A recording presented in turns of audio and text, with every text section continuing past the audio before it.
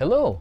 Ako po si Aaron Paul. Thank you so much for joining me today on episode 2 of Songwriting at Iba Pa. Ito pong mga videos na ginagawa ko ay para sa inyo, para do sa mga gustong maging successful songwriter. I hope episode 1 was helpful to you. Ang uulitin ko po, if you remember, ang focus natin is not just on developing your skills, but mostly your mindset. Kailangan committed ka sa iyong goal na maging successful. If you haven't done it in a long time, ito na ang iyong chance. Stop waiting for tomorrow. Start working today. Okay? So, itong episode na to is something na matagal nang tinatanong sa akin ng maraming tao. Tinatanong nila sa akin on social media, Sir Aaron, ano ba talaga ang best tools to become a successful songwriter? Kasi hindi naman ako mayaman. Wala naman ako masyadong alam as far as songwriting. Kailangan ba akong bumili ng magandang keyboard? Kailangan ba magandang piano chord? Do I have to download the latest DAW or DAW, however you want to say that? Kailangan ko ba bumili ng computer? Eh sir, wala naman akong pera pambili ng computer. So mamahalin yan. Good question. But do you know that the best tools really for you to become a successful songwriter is none of those? It's these two. Pen and paper. Bakit pen and paper? Because those are your weapons. Diyan mo i-develop ang iyong skill sa pagsusulat. Aaraw-arawin mo yan. Kumbaga parang pupunta ka sa gera, kailangan mo ng baril at bala. Ito ang iyong baril at bala. Yung piano, yung keyboard, those are things that help you create the song, but that's not the song. The song is what you're writing here. The pen writes down the lyrics, writes down the music, and eventually you get to develop that and you keep writing and writing and writing. Di ba pag nasa school ka, ano bang unang-unang kailangan mo? Alala mo ba nung nasa eskwela tayo? Ang unang-unang hinihingi sa atin, kailangan meron kang lapis at papel. Kailangan magsusulat ka. Hindi ka makakuha ng test pag wala kang pen and paper. Di ba? Pag may mga computations, pen and paper. Well, I guess in a classroom, you'll have to write on your chalkboard, but it's still writing. Pag sa trabaho, ano bang ginagamit mo sa trabaho mo? Diba? Pagdating mo sa training period, kailangan meron kang papel at ballpen. Kailangan, nagsusulat ka, nagda-jot down ka ng mga notes. Pag may meetings, anong nilalagay nila sa mesa? May pagkain, pero nasa harapan ng bawat taong a-attend ng meeting will be pen and paper. Papupunta ka sa grocery, kailangan mo pen and paper para maalala mo kung ano yung mga kailangan mong bilhin. So these are the two main things that you need in order to become a successful songwriter. I'll teach you later on the other things, but ito ang pinaka-importante. Now, I always go by the principle or philosophy of write it or forget it. Again, that's write it or forget it. Di mo napansin, ang mga successful people, they're always writing. They're always writing. Yung mga ideas nila, sulat. Two of the most popular icons in music, and they both have passed away, Michael Jackson and Prince. They have this ongoing rivalry. It's a secret rivalry, but it's always based on writing down the ideas that they get. Diba? Pag meron kang idea, songwriter kasi, kung songwriter ka, it's based on your ideas. What can I write about today na will become a hit later on? What can I write na hindi pa naisulat ng iba? Para naman mapansin ako. Diba? Because if you don't write it, you're going to forget it. Ako, ilang beses na nangyari sa akin yan. I was busy, so I was thinking about a good song, and I heard the melody and said, yeah, easy na, madali naman yan, madali yan. And guess what? 30 minutes later, nasa harapan ako ng piano. I couldn't remember. Hindi ko maalala, and I was so angry at myself that I didn't write it down. So ever since, I've been doing that. I've been writing down my ideas. Now, how do you write them down? There are Post-its. These are Post-its, and you can get them everywhere. I'm sure you know what Post-its are. These yellow things. If you don't have a Post-it, you can find little notebooks like this. Bring them. Maraming pages yan. Scrap paper. Yung mga tinatapon na lang. Pick them up. If they're blank on one side, use them. There are so many ways that you can write down your ideas. Because if you don't write them down, guess what? Somebody else will.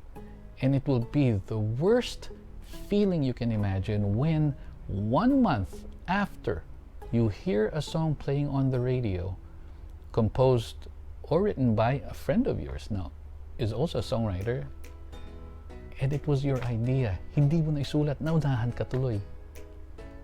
Nakakainis yun. And I've had that happen to me because I will remember, I wanted to write this so much and I couldn't remember that. And then, nung panahon yun, anyway, marami kasi kami nun, I would hear a song, yan yung idea. That was the song that I wanted to write. They didn't steal it from me. It's just that God had presented the idea to me. And yes, God will present ideas to you and help you. But if you don't do anything about it, which I covered in episode 1, that will be taken away from you. Yes, it will be taken away from you. That wonderful idea for a hit song, tatanggalin yan sa'yo, kukunin sa'yo, at ibibigay sa iba. And if that other person who gets to hear that idea does something about it, he gets the hit song, not you. So from now on, makinig ka. Isulat mo pag nagkaroon ka ng idea, because ideas will come to you at the worst times. Sometimes I've had ideas come to me in my sleep. Paano ba yan, Aaron? Tulog ka, paano nalaman? Well, nangyayari yun di ba? Pag minsan pag nagising ka, naaalala mo yung panaginip mo. And I've had that happen where I woke up and I can hear the song still, bits and pieces of it. So I'm really, really trying hard to remember that song that's in my head. If I could remember even just a little bit, a little part of that, I take the time to write it down. Hindi pa ako mag-aalmusal. Nandun na ako sa harapan ng aking either guitar or my piano, and I'm trying to remember the song. So please do that, because that's very important to you. If you don't write it, you will forget it. So again, remember the philosophy. Write it or forget it. Write it or forget it. So ano to, kailangan mo ng papel at pen. You don't need to carry anything big. Carry a small one. But carry them wherever you go. Kailangan sa kotse mo, meron kang papel at pen. In your car, put them in the compartments. Pag nagpunta ka sa mall, meron ka sa pocket mo, meron kang pen. Pag nasa party ka, yes, magdala ka ng pen. Anywhere you go. Even when you're over there, and you know where I'm talking about. May phone ka naman, di ba? In your phone, there's such a thing known as voice memos. It's an application. I don't know if you have it in Android, but I have an iPhone, so I have that. I use that. Pag nakakarinig ako ng melody ko, or if I'm thinking of a title, buti kung title, madali lang title, susulat mo lang yun, and then you go back to it when you're at home. Pero yung kanta, pag hindi mo nirecord yung kanta one way or another, makakalimit yung melody. And most of the time, pag talagang magaling kang composer, papasok sa utak mo yung magandang melody, and it's usually a nice hook. So you have to be able to record that right away. So fortunately nga, yung iPhone has this voice memo. So hit that voice memo, record it. Doesn't matter if you're in a mall, doesn't matter where you are. Nasa yan. Kung nahihiya ka, oh well, mawawalan ka ng idea. But kung hindi ka naman nahihiya, ano ba naman yung kumanta ka for about 5 seconds, kumanta ka somewhere na hindi nakikita ng tao, if you're kumahiyain ka, and record it. start singing la la la la la la la la la la la. If you don't have the lyrics but you know the melody, iham mo na lang something and go back to it when you get home. Now, paano kung halimbawa wala kang voice memos app? Do you know that sa iPhone you can actually tell Siri to leave a message on your voicemail? I've done that, and a lot of people don't know you can do that. The command will be, hey Siri, send an audio message to myself.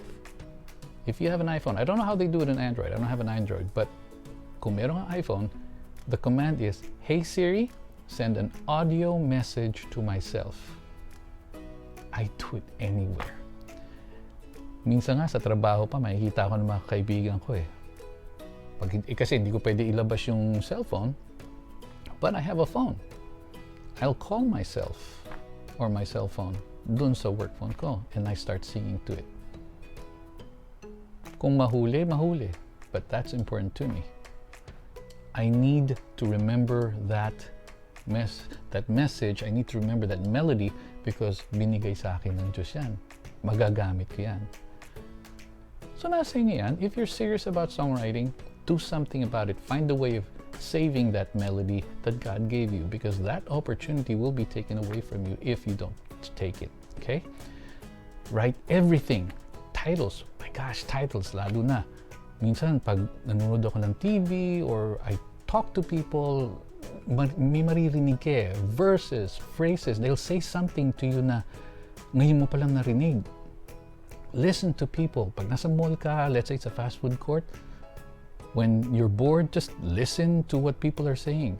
Somewhere there, they're going to say something na will spark something in your head and in your heart na, wow, pwedeng title yan ah. Pwedeng kong gawing kanta.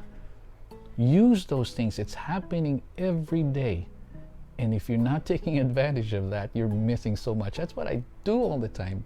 Minsan pag may mga kausap ako, hindi nila alam yun. Akala nila, nakikipagkwentuhan lang ako. Pero sabi, oh, kamusta na yung boyfriend mo? Oh, talaga, ano nangyari sa inyo? Paano ba kayo nag-meet ng boyfriend mo? Paano ba kayo, ano ba feeling mo pag ito? Oh, broken-hearted ka? Kwento mo naman sa akin. Anong nangyari? So not only are you a good friend because you're a good listener, but you're also using that situation for your benefit.